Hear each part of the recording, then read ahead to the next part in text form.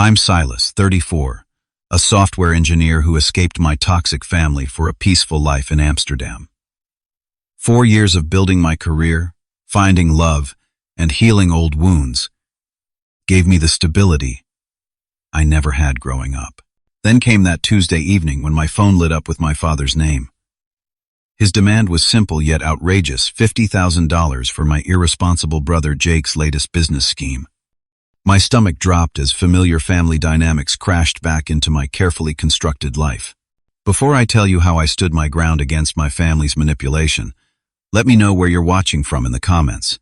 And don't forget to like and subscribe if you want more stories about breaking free from toxic family pressure. To understand why my father's demand was so triggering, you need to know about the family dynamic I grew up with in our middle-class Chicago neighborhood. My father, Richard, ruled our household with an iron fist.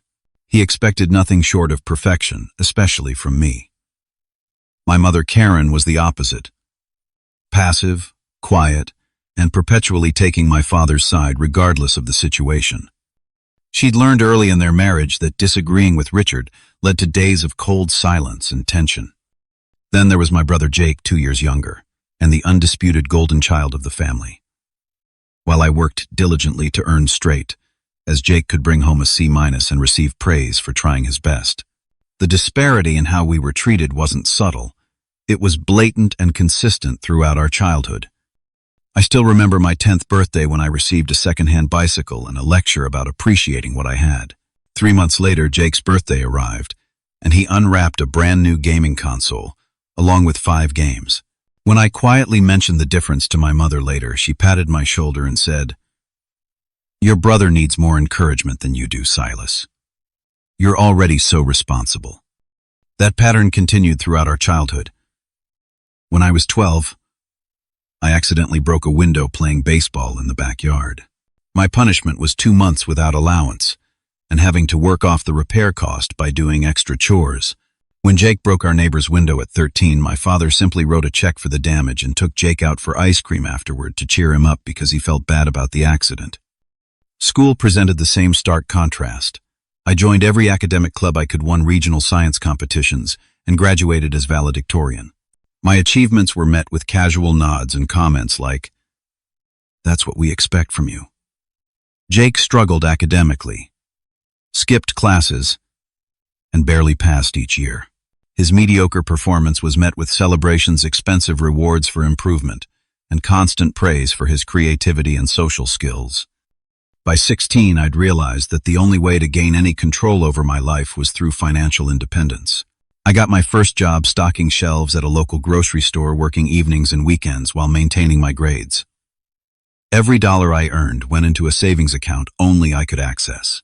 My parents seemed almost annoyed by my employment, as it meant I wasn't as available to help around the house or assist Jake with his homework.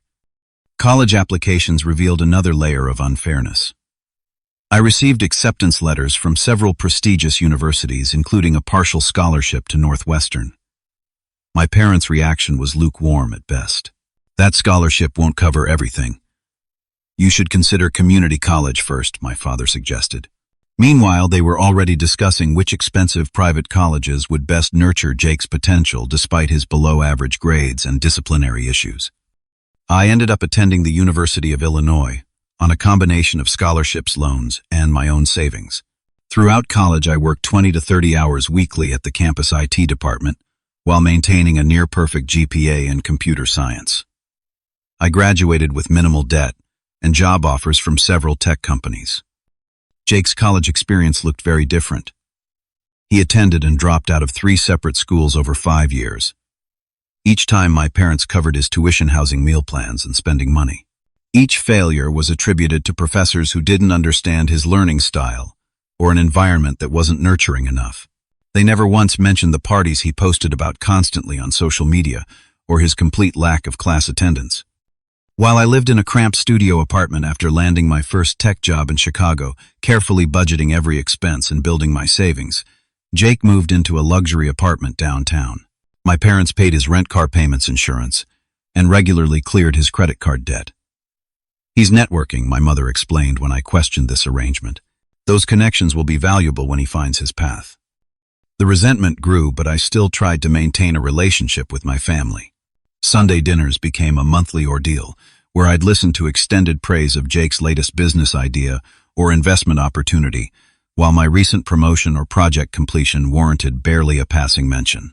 I learned to stop sharing my accomplishments entirely, as they only seemed to irritate my father or prompt comments about how I always needed to be the center of attention. By my late 20s, I had built a solid reputation in Chicago's tech scene. I'd moved to a better apartment, was contributing the maximum to my retirement accounts, and had established an emergency fund. I was doing everything right according to conventional financial wisdom. Yet family gatherings still left me feeling like the failure compared to Jake, who hadn't held a steady job since college, but always had grand plans that my parents enthusiastically supported both emotionally and financially. Everything changed when I received an email from a major international tech company with an opportunity to join their European headquarters in Amsterdam. The position offered a substantial salary increase, challenging work on cutting-edge projects, and a chance to experience living abroad. After 3 rounds of intense interviews, they offered me the position with a relocation package. When I shared this news at a family dinner, hoping for at least a modicum of pride or support, my father frowned and said, "Running away to Europe sounds like a convenient way to avoid adult responsibilities here." My mother added, "What about us as we get older? Have you thought about that?" Jake laughed and suggested I'd be back within 6 months, unable to handle being so far from home. Only my Aunt Linda, my mother's sister, showed genuine excitement for me. The night before my departure, she visited with a small going-away gift, a high-quality travel journal. "Write down everything," she whispered as she hugged me tightly. "This is your chance to build the life you deserve." Her eyes were teary, and I realized she was the only family member who truly saw me. Landing in Amsterdam was both terrifying and exhilarating. The company provided temporary housing for the first month while I searched for an apartment. Everything was unfamiliar. The language, the transportation system, the food, even the way buildings were constructed. Yet there was something immediately freeing about being thousands of miles away from the family dynamics that had diminished me for so long. My colleagues welcomed me warmly, patiently, explaining Dutch customs and helping me navigate the city. Within weeks, I'd found a small but charming apartment in the Jordan neighborhood, a picturesque area with narrow streets, boutique shops, and cafes along the canals. The rent was higher than I'd paid in Chicago, but my increased salary made it manageable. I enrolled in Dutch language classes twice weekly, determined to integrate into local culture rather than remaining in the expatriate bubble. Though many Dutch people speak excellent English, making the effort to learn their language opened doors to genuine connections and respect from locals. Work challenged me in exactly the ways I'd hoped. My team valued my input, celebrated my successes, and supported me through initial missteps. 6 months into my position, my manager pulled me aside after a particularly successful project launch. "We're impressed with how quickly you've adapted and contributed," she said. "You're already being noticed by leadership." The validation from someone with no ulterior motive was almost overwhelming after years of minimized achievements. As my first year in Amsterdam passed, I received my first promotion. My parents' response to the news was predictable. A brief congratulations followed by 20 minutes of updates about Jake's latest venture, a food truck he was planning to launch with no culinary experience or business plan. They'd given him $15,000 as seed money, and were so proud of his entrepreneurial spirit. Meanwhile, my social circle in Amsterdam expanded. Through language classes, work, and a cycling club I joined, I developed friendships based on mutual interests and genuine connection, rather than obligation. These people knew nothing of my family history and accepted me for who I was in the present. Dating in a new country presented challenges, but also offered freedom from old patterns. After a few casual relationships, I met Lena, a Dutch architectural designer, at a friend's housewarming party. Our connection was immediate and deep. She was direct in the characteristically Dutch way, yet warm and empathetic.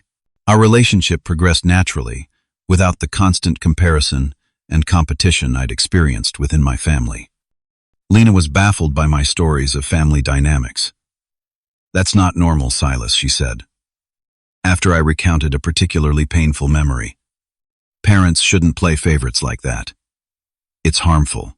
Her perspective helped me see my childhood experiences more clearly, not as something I deserved, but as dysfunctional patterns I'd been subjected to. With each passing month in Amsterdam, I felt more at home. I learned to navigate the city by bicycle, discovered favorite cafes and markets, and made my apartment truly mine with carefully chosen furniture and art. For the first time, I was creating spaces, both physical and emotional, that weren't influenced by my family's expectations or judgments. Communication with my parents became less frequent, usually limited to monthly video calls that I approached with increasing dread. Each conversation followed the same pattern: brief, disinterested questions about my life, followed by extensive updates on Jake's latest activities and their own complaints about health issues or neighborhood dramas. 3 years into my Amsterdam life, I made a significant decision: purchasing my apartment. The Dutch housing market is challenging, but with my savings and secure employment, I qualified for a mortgage. Becoming a homeowner in a foreign country represented a milestone of stability and commitment to my new life. My parents' reaction to this achievement was to ask if this meant I wouldn't be moving back to help care for them as they aged. Therapy became an essential part of my journey during these years. My Dutch health insurance covered mental health care, and I found an excellent therapist who specialized in family trauma. Through weekly sessions, I began unpacking the impact of being the scapegoat child while my brother was the golden one. I learned about enmeshment, enabling behaviors, and how to set healthy boundaries, despite guilt and obligation. Those boundaries became increasingly necessary as my parents' demands escalated. There were calls for financial loans to help with various expenses. There were guilt trips about missing family events. There were passive-aggressive comments about my selfish choice to live so far away. Each time, with my therapist's support, I practiced firm but respectful responses. 4 years into my Amsterdam life, I had achieved more personal and professional growth than in all my previous years combined. I'd been promoted twice more, supervised my own team, and gained reputation as a problem solver and innovator. Lena and I had moved in together, combining our living spaces into a beautiful canal-side apartment filled with light plants and artwork we'd chosen together. We were discussing marriage and long-term plans, both certain we'd found our person. I was finally experiencing what it meant to be valued, supported, and loved unconditionally. My chosen family of friends celebrated my successes without jealousy and supported me through challenges without judgment. I still occasionally felt twinges of guilt about the distance from my biological family, but those feelings diminished as I built a life based on mutual respect rather than obligation and manipulation. It was a typical Tuesday evening when everything changed. Lena and I had just finished dinner, a recipe we'd been perfecting together for weeks. Rain tapped gently against our windows, creating that cozy atmosphere that makes Amsterdam winters bearable. We were debating which series to start watching when my phone rang, displaying my father's name. It had been nearly 2 months since our last conversation, an unusually long gap even with our limited communication. Curious and slightly concerned, I answered. "Silas, good to catch you," my father began with unusual warmth. "How are things in Amsterdam?" The pleasantries lasted barely 3 minutes before his tone shifted. "Listen, son, I'm calling about your brother. Jake has an amazing business opportunity, and we need to discuss how you can help." My stomach tightened instantly. "What kind of opportunity?" "He's opening a sports bar," my father announced proudly. "Great location right downtown. It's going to be a gold mine."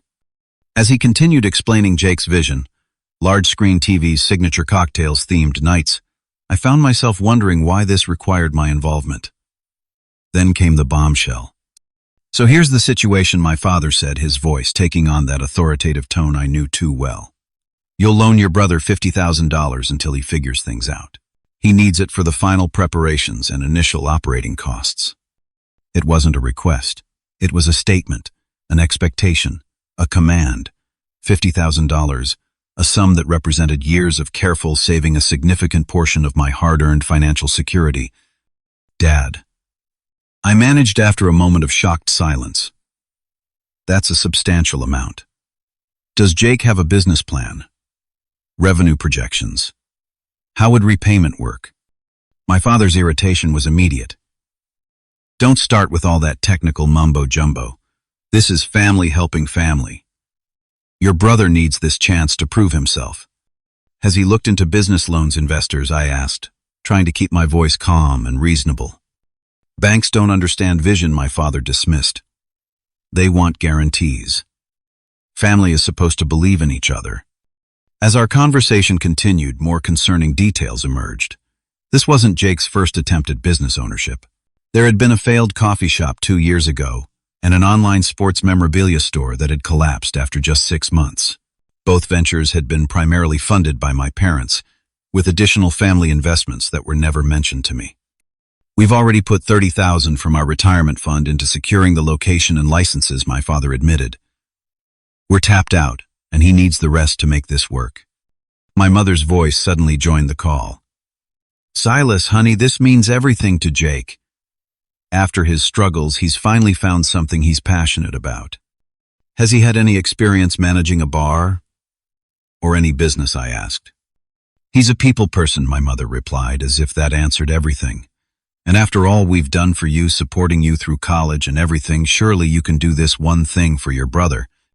The statement hit like a physical blow. They had contributed minimally to my education compared to the tens of thousands they'd spent on Jake's failed attempts at college. I had worked multiple jobs, earned scholarships, and graduated with loans I'd paid off through years of careful budgeting. Anger rose within me, not hot and explosive, but cold and clarifying. In that moment, decades of unfair treatment crystallized into absolute certainty. I won't, I said simply. What did you say? My father demanded, voice rising. I said I won't be loaning Jake $50,000. I've worked hard for my financial security. This sounds like another of his impulsive ideas without proper planning. My father erupted. This is what family does. We support each other. You've always been selfish, Silas. But this takes it to a new level. Living in Europe has clearly made you forget your values. My values include financial responsibility, I replied, my voice steadier than I felt. If Jake can show me a solid business plan, evidence of his commitment, and a clear repayment schedule, I might consider a much smaller loan. But I won't hand over $50,000 without those things. My mother began crying audibly. How can you be so cruel? Your brother needs you. For 20 more minutes they alternated between guilt, anger, and manipulation. My father finally delivered an ultimatum. Either I loan Jake the money, or I would be cut off from the family entirely. I need to think about this, I said, finally, exhaustion settling over me. There's nothing to think about, my father snapped. Call us back tomorrow with the right answer. He hung up. I sat in stunned silence, the phone still in my hand. Lena, who had heard most of the conversation, moved closer and wrapped her arm around my shoulders. 50,000 euros, she said softly. For a brother who has never shown financial responsibility for a business he has no experience in, with no repayment plan. Dollars, I corrected automatically. But yes. And if you don't give it, they will cut you off. I knotted my throat tight. Silas, she said gently, from everything you've told me, haven't they already effectively cut you off emotionally years ago? Except when they want something from you? Her words penetrated the fog of family obligation and guilt that had descended upon me. She was right. For years I'd been treated as an afterthought unless my achievements could be used to motivate Jake or my resources could solve their problems. That night I barely slept, memories flooding back of all the times I'd been held to a different standard, expected to be the responsible one, while Jake received endless second chances. By morning my resolve had strengthened. I wouldn't be sending money regardless of the consequences to my family relationships. I had barely finished my morning coffee the next day when my phone began buzzing with notifications. My father, true to form, hadn't waited for my response. He'd launched a preemptive strike. A series of text messages from extended family members started arriving. Aunts, uncles, cousins I rarely spoke with. How could you refuse to help your brother? Family should come first. So disappointed in your selfishness. My cousin Melissa sent screenshots of my father's Facebook post, heartbroken that our successful son in Europe has forgotten his family values and refuses to help his brother's dreams. Some people let money change them. Prayers appreciated during this difficult time. The calculated public shaming was designed to force my compliance through family pressure. My uncle Robert called lecturing me about family loyalty for 15 minutes before I could even speak. My Aunt Patricia sent a lengthy email reminding me of times my parents had supposedly sacrificed for me, many of which were either exaggerated or completely fabricated. The most manipulative message came from Jake himself. Bro, I thought you'd be happy for me finally finding my path. Guess success made you forget where you came from. Didn't think my own brother would be the one to kill my dreams. Only my cousin Megan called with a different message. Silas, I want you to know, they're on a full campaign to pressure you. Uncle Richard is calling everyone in the family. Just wanted to warn you and say, not all of us think you owe Jake anything. He's had more chances than anyone I know. I thanked her for her honesty and support, then made the difficult decision to temporarily block most family contacts. The constant barrage of guilt-inducing messages was affecting my work performance and mental health. During an emergency session, my therapist validated my boundary setting. Financial abuse is still abuse, she reminded me. You're not refusing out of spite. You're protecting yourself from an unreasonable demand that could jeopardize your financial security. Still, the stress took its toll. I made careless errors on a major project, prompting my boss to check in with me. To my surprise, when I briefly explained I was dealing with difficult family financial demands, she was understanding. Take Thursday and Friday off, she suggested. Get some distance. The project can wait until Monday. Lena and I used those days for a quick trip to the Belgian countryside, a brief escape from the digital onslaught. The temporary distance helped clear my head, but returning to Amsterdam meant facing reality again. Waiting in my email was a message from my mother with the subject line, "Remember when you were loved." Attached were childhood photos. My 5th birthday. A family vacation. My high school graduation. The implicit message was clear: if I didn't comply with their demand, these memories were all I would have left of my family. That night, my father left a voicemail, his voice cold. Your silence tells us everything we need to know about your priorities. There will be consequences for this betrayal. Silas. Hours later, Jake called at 3 a.m. Amsterdam time, clearly intoxicated. You think you're better than everyone with your fancy European life, he slurred. You've always been jealous of me. Mom and Dad see through your act. You're dead to us now. He hung up before I could respond.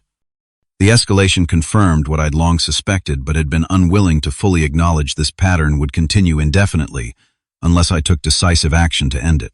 My family viewed me not as a person with valid boundaries, but as a resource to be tapped whenever Jake needed bailing out. Curiosity and a need for confirmation led me to do something I rarely did. Scrutinize Jake's social media accounts. His Instagram told a very different story than my parents had presented. While supposedly struggling financially and needing my help for his business venture, he had posted photos of a new luxury watch weekend trips to Miami and extravagant dinners at high-end restaurants. Several posts featured gambling chips from various casinos with captions like, "Feeling lucky tonight." Through a mutual acquaintance, I connected with Rachel, Jake's ex-girlfriend from 2 years ago. Our conversation was illuminating. Jake had gambling problems the entire time we dated, she confirmed. Your parents paid off his debts twice that I know of. He called them business investments, but I saw the casino receipts. When I confronted him, he broke up with me. This final piece of information solidified my decision. I drafted a detailed email to my parents, explaining exactly why I wouldn't be providing the loan. I outlined Jake's history of financial irresponsibility, the unfair family dynamic that had existed since childhood, and the emotional manipulation they were currently employing. I concluded by setting clear boundaries. I will not discuss lending money to Jake again. Any further contact that includes financial demands, guilt trips, or family pressure will result in me cutting communication entirely for a period of time. I value having a relationship with you, but not at the expense of my financial security or mental health. I sent the email knowing it might end our relationship permanently, but for the first time in my life, I felt completely certain I was making the right choice for myself. The response to my email wasn't another message, but something far more invasive. 3 days later, I received a text from my father landing at Schiphol Airport in 2 hours. "We're coming to talk sense into you." My parents had booked flights to Amsterdam without warning or permission. The violation of my boundaries triggered an immediate panic attack. My heart racing, breath, shortening, hands shaking so badly, I dropped my phone. I called Lena at her office. "They're coming here," I managed, between shallow breaths. "My parents. They're landing at Schiphol in 2 hours. Her response was calm and grounding. "Listen to me, Silas. They cannot enter our home without your permission. You don't have to see them at all. But if you choose to, we'll meet them in a public place where you can leave if needed." Her rationality helped steady me. After discussing options, we decided I would meet my parents at a café near our apartment, rather than having them come to our home. I texted my father the café address, making it clear this was the only place I would meet them. The 3 hours before their arrival were excruciating. I rehearsed what I wanted to say, knowing from experience how easily my father could derail conversations and twist my words. Lena offered to join me immediately, but we agreed she would give me an hour alone with them first, then happened to arrive as backup. I arrived at Café Winkle early, securing a corner table with a clear path to the exit. When my parents walked in, the sight of them was jarring. Though it had been only 4 years since I'd seen them in person, they looked noticeably older. My father's hair had grayed completely, and my mother's face showed new lines of stress. That momentary sympathy vanished when my father approached the table, his expression thunderous.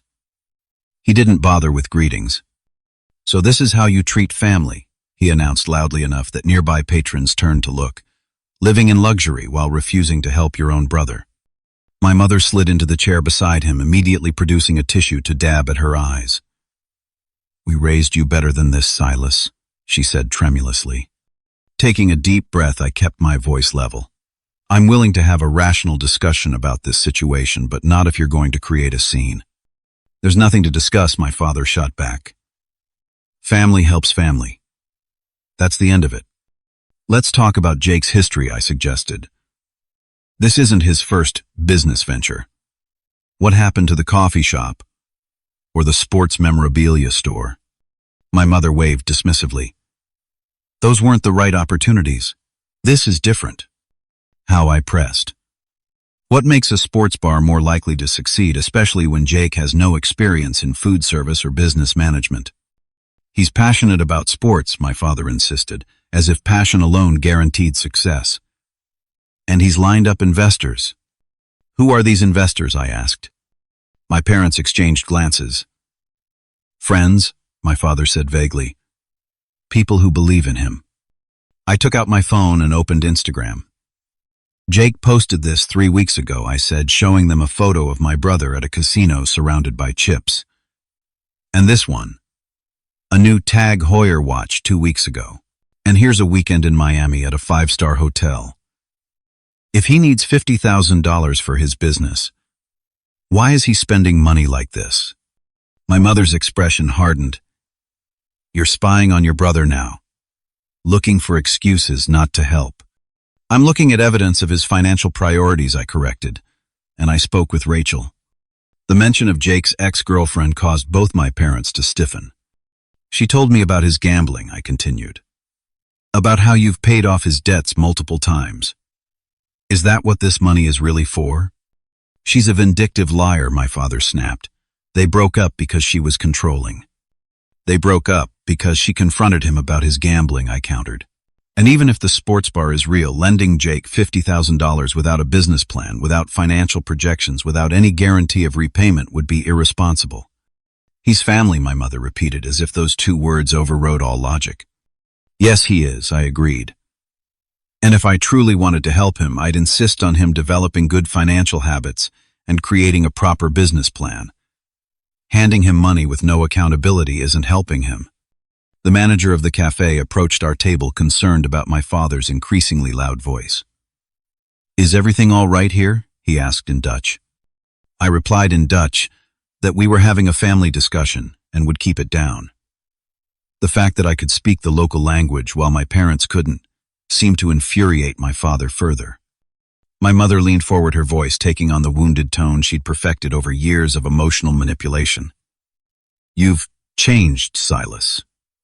Amsterdam has ruined you. You used to care about your family." Something in me snapped at those words, not in anger but in clarity. "You're right, Mom. I have changed," I said calmly. "But not enough. Not yet. Because I still felt guilty saying no to an unreasonable demand. I still questioned whether I was being selfish for protecting my financial security. I still agreed to meet you after you invaded my life without permission. I stood up, no longer interested in keeping my voice down. This manipulation ends today. For my entire life, you've treated Jake and me with blatant favoritism. My achievements were expected and dismissed. His failures were excused and rewarded. I worked multiple jobs through college while you paid for his repeated attempts. I built my career through hard work while you subsidized his lifestyle.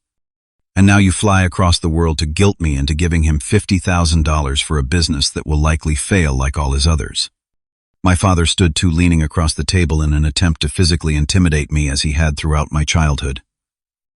"How dare you speak to us this way after everything we've done for you?" "What exactly have you done for me?" I asked, not backing down. "Name one thing you've done for me that you didn't do threefold for Jake."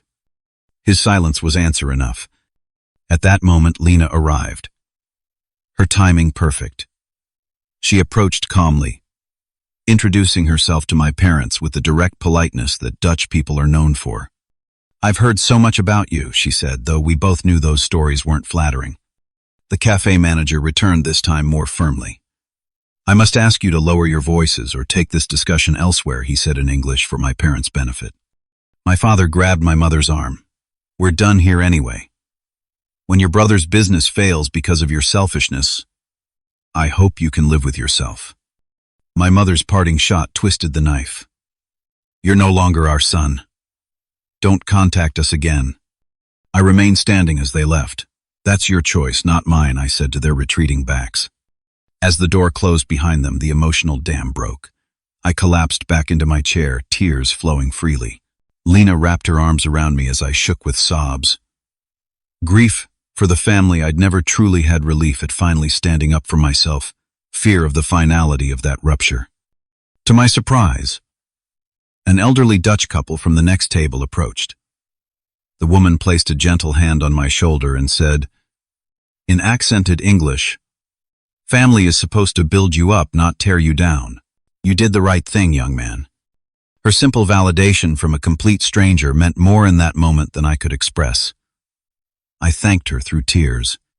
Lena and I walked home slowly, her hand firmly in mine.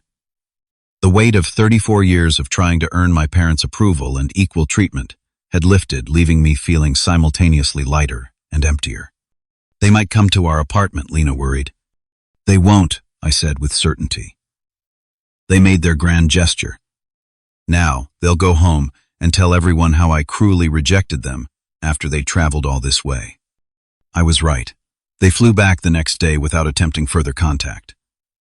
The battle was over, but the war of emotions within me was just beginning. The week following my parents' departure was one of the most emotionally turbulent of my life. I cycled through grief, anger, relief, and doubt, sometimes all within the same hour. Despite the clarity I'd felt during our confrontation, waves of culturally ingrained guilt about abandoning family occasionally threatened to drown me. Lena was my anchor through the storm. She listened without judgment. When I needed to vent, distracted me with Amsterdam adventures, when rumination became unhealthy, and repeatedly reminded me that my boundaries were reasonable and necessary. Friends rallied around me as well. My closest colleagues organized a dinner, my Dutch language group invited me for extra practice sessions, and my cycling club planned a special weekend ride. These acts of support from my chosen family reinforced that genuine connection wasn't conditional on financial compliance. Surprisingly, two of my younger cousins, Megan and Tyler, reached out with messages of solidarity. "What Uncle Richard and Aunt Karen are doing isn't right," Megan wrote. "They've been calling everyone in the family, telling a completely one-sided story. Some believe them, but not all of us." Tyler's message was simpler but equally meaningful. "Jake has been bailed out his entire life. Standing up to them took courage. Respect, cousin." Through these family allies, I learned that the smear campaign back home had intensified. My parents had told extended family members that I had promised the money, then cruelly withdrawn the offer, leaving Jake in financial jeopardy. They claimed I had insulted and disrespected them in Amsterdam, making the expensive trip a waste. Meanwhile, Jake had secured funding from somewhere, likely a high-interest lender, according to Megan's information. Social media showed photos of Jay's sports bar and grill, under construction, with my brother posing proudly in an empty commercial space. My parents shared these images widely, making pointed comments about some people stepping up when family fails you. Their narrative cast Jake as the determined entrepreneur, and me as the villainous, selfish brother who'd abandoned his roots. The story was compelling to those who didn't know the full history, and I found myself unfriended and blocked by several extended family members without ever having the chance to explain my perspective. The sheer energy my family devoted to punishing my boundary setting convinced me that completely disconnecting was the healthiest option. With my therapist's support, I changed my phone number and created a new email address, sharing these only with the few family members who had shown understanding. I tightened privacy settings on all social media accounts and took a month-long break from these platforms entirely. While creating this distance from my biological family, I found myself drawing closer to Lena's family. Her parents, Martin and Johanna, had welcomed me warmly from our first meeting. They embodied a parenting style I'd never experienced. Supportive without being controlling, interested without being intrusive, loving without manipulation. Sunday dinners at their home in Utrecht became a healing ritual, showing me what family interactions could and should be. 3 weeks after my parents' visit, my Aunt Linda, my mother's sister and the only one who had supported my move to Amsterdam, arrived unannounced at my workplace. She had traveled to the Netherlands for a garden tour and made time to see me. Over dinner that evening, she apologized tearfully. "I should have done more to protect you growing up," she admitted. "I saw the favoritism, the unfairness, but I didn't want to interfere. I told myself it wasn't my place." Her acknowledgement of what I'd experienced was validating in ways I hadn't expected. She also came with a warning: my father was attempting to contact my employer. "He's talking about writing to your company executives about your abandonment of family obligations," she explained. "I don't know if he'll actually do it, but I thought you should know." The next day, I requested a meeting with my manager and the HR director. I briefly explained the situation, that my estranged father might attempt to contact the company with personal accusations following my refusal to loan my brother money. To my relief, they were completely supportive. "We judge you by your work and professionalism, both of which are excellent," my manager assured me. "Any such communication would be discarded as inappropriate. But thank you for the heads up." The company's protective response reinforced how different my professional life was from my family dynamics. Here my contributions were valued, my boundaries respected, and my well-being considered important. As predicted by many who knew Jake's history, the sports bar venture began showing signs of trouble almost immediately. Through Megan's updates, I learned that the grand opening had been delayed twice due to licensing issues. When it finally opened, attendance was strong the first weekend, but quickly dwindled. By the third month, Jake was posting desperate promotions for themed nights and drink specials, trying to draw customers. Predictably, my parents and Jake found ways to implicate me in these struggles. Would be doing better if someone had believed in family. Jake commented on his own business page. My mother shared cryptic posts about heartbreak when your child's selfishness affects everyone. My father was more direct, telling family members that my refusal to help had forced Jake to accept unfavorable loan terms that were strangling the business. The reality, which Megan discreetly shared, was that Jake had barely been present at his own business after the first month. He had hired managers to run day-to-day operations while he continued his pattern of expensive purchases and nights out. The bar's failure had nothing to do with me, and everything to do with his chronic irresponsibility. When the business closed after just 4 months, my parents liquidated additional retirement investments to cover Jake's debts. The pattern continued just as it always had, except I was no longer part of the equation. The final attack came in the form of anonymous messages to my personal email, the old address I rarely checked. You think you're safe in Amsterdam, but karma comes for everyone. Family never forgets betrayal. Hope your fancy European life was worth losing everyone who loved you. Though the messages came from an anonymous account, the phrasing and timing pointed to someone in my immediate family. I filed a police report in Amsterdam, not expecting action, but creating an official record. On my lawyer's advice, I also sent a cease and desist letter to my parents' address, formally requesting no further contact. My mother's response was a single text to my old number. Hope you're happy with what you've done.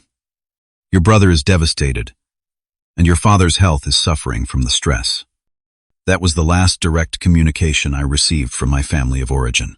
I blocked the few remaining channels they might use to reach me, and committed fully to my therapy process for dealing with the complex grief of family estrangement.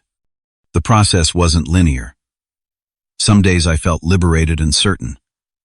Others I was plagued by doubts and cultural conditioning about family obligation. My therapist helped me understand that mourning the family I wished I had was a necessary part of accepting the reality of the family I actually had. The first holiday season with no contact was particularly challenging. Lena and I decided to create entirely new traditions, rather than trying to modify old ones. We hosted a chosen family dinner for friends who couldn't travel home, volunteered serving meals at a community center, and took a short trip to the German Christmas markets. Creating these new memories helped fill the space left by family traditions, however dysfunctional those had been. 1 year after my parents' confrontational visit to Amsterdam, I found myself in a place of unexpected peace. The anniversary might have been painful, but instead it became an opportunity to reflect on how much had changed, both around me and within me. My career had continued to flourish. The project I'd been struggling with during the family crisis had eventually become one of our team's most successful implementations, earning recognition from company leadership. 6 months later, I was promoted to Senior Development Lead, managing a team of 12 engineers and setting technical direction for major initiatives. My personal life had transformed as well. Lena and I had gotten engaged during a weekend trip to the Belgian countryside, the same area we'd escaped to during the height of the family conflict. The symmetry felt right, returning to a place of refuge to commit to building our future together. We planned a small wedding with close friends, and Lena's family deliberately creating a celebration that reflected our values rather than convention. The most profound changes, however, were internal. The hypervigilance I'd developed growing up in an environment of conditional approval had finally begun to subside. I no longer constantly assessed how others might judge my decisions or achievements. I stopped over-explaining my choices or apologizing for having boundaries. The persistent background anxiety that had been my companion for decades had diminished to occasional whispers rather than constant shouts. Therapy had been essential to this healing process. Family estrangement comes with complex grief, my therapist explained. You're mourning not just the relationship you lost, but the relationship you never had and always wanted. That framing helped me process the occasional waves of sadness that still surfaced. I wasn't grieving the actual dynamic with my parents and brother that had been predominantly negative. I was grieving the normal supportive family I'd always longed for but never experienced. Through consistent work in therapy, I'd developed healthier thought patterns to replace the critical, internal voice that had long echoed my father's judgments. I'd learned to recognize cognitive distortions like, I'm selfish for having boundaries, or I'm a bad son for not sacrificing my financial security. Identifying these thoughts as products of manipulation, rather than truth, was liberating. Meanwhile, I'd built a chosen family that demonstrated what healthy relationships actually looked like. Our circle of close friends in Amsterdam included couples of various nationalities, ages, and backgrounds, all connected by mutual respect and genuine care. We celebrated each other's successes without competition, supported each other through challenges without keeping score, and enjoyed time together without underlying tension or hidden agendas. Lena's family had become my family in all the ways that mattered. Her parents treated me like a son, not with the controlling expectations my biological parents had wielded, but with the unconditional support and respect I'd always craved. Her brother and his wife had welcomed me into their lives completely, including me and family traditions and inside jokes, until they no longer felt foreign.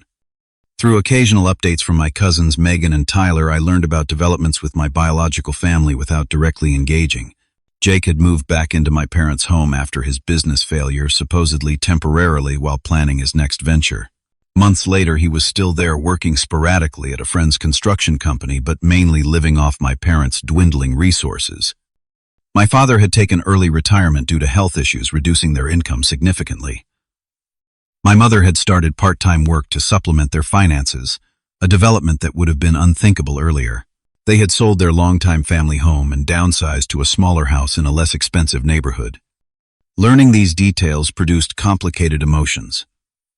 I felt sympathy for their struggles, but recognized that they were consequences of long-standing patterns that had nothing to do with me.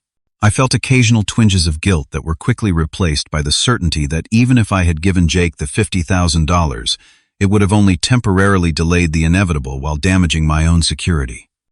Most importantly, I understood that maintaining boundaries wasn't about punishment but self-protection.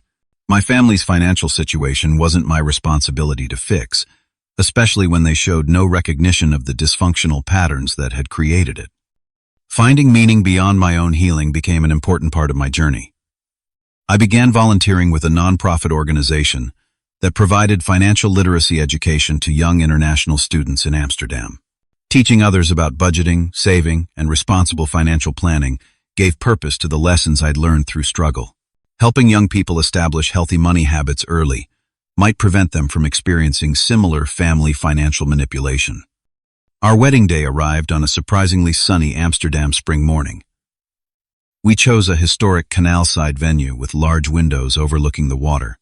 Instead of traditional parent roles, we had close friends stand as witnesses and supporters. Lena's father gave a moving speech about chosen family and the courage it takes to build a life on one's own terms.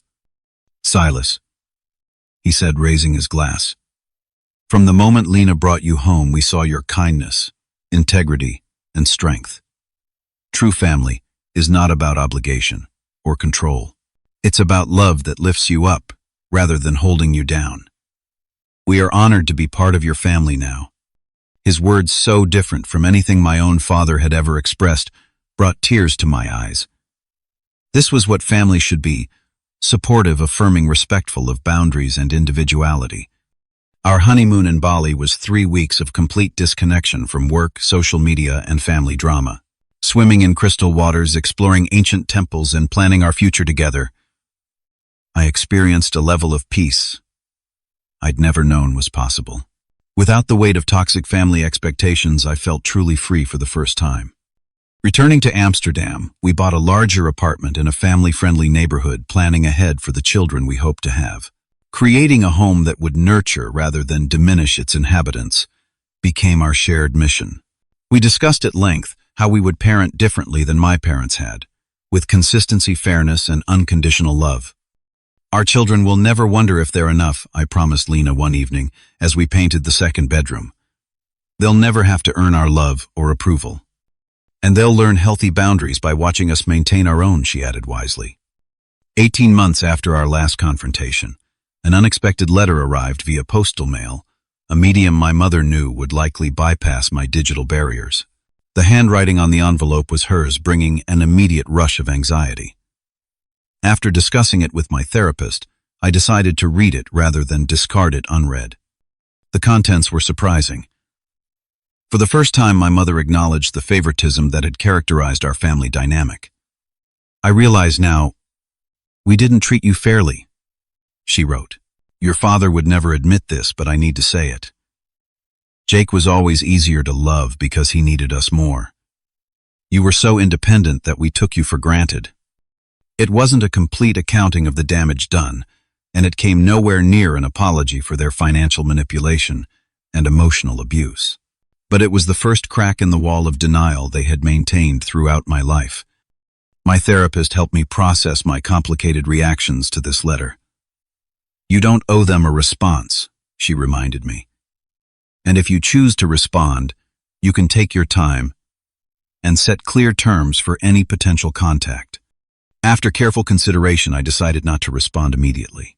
The letter didn't ask for money or make demands, which was progress, but it also didn't demonstrate true understanding of how deeply their behavior had affected me. If reconciliation were ever to be possible, it would require much more substantial acknowledgement and changed behavior over time. The most profound realization in my journey came gradually. Standing up for yourself isn't selfish. Setting financial boundaries isn't cruel. Refusing to enable destructive behavior isn't abandonment. These truths, so obvious when stated plainly, had been systematically confused and distorted throughout my upbringing. Financial independence had been the key that unlocked my emotional independence. By building my own security, I had created the ability to say no to unreasonable demands without catastrophic consequences. This connection between financial and emotional freedom became clearer with each passing month of peace. Amsterdam had become truly home, in ways Chicago never had been. The city's values of directness, fairness, and respect for personal boundaries aligned with the person I was becoming. Walking along the canals at sunset, I often felt overwhelming gratitude for the life I'd built and the strength I'd found to protect it. Have you ever faced unreasonable financial demands from family members? How did you handle the situation? Standing up for yourself can be incredibly difficult when family manipulation is involved, but your financial security matters too. Share your experiences in the comments below. And if this story resonated with you, please like, subscribe, and share it with someone who might need to hear that setting boundaries isn't selfish, it's necessary for your well-being. Thank you for listening to my journey. And remember, the family we choose can nurture us in ways the family we're born into sometimes cannot.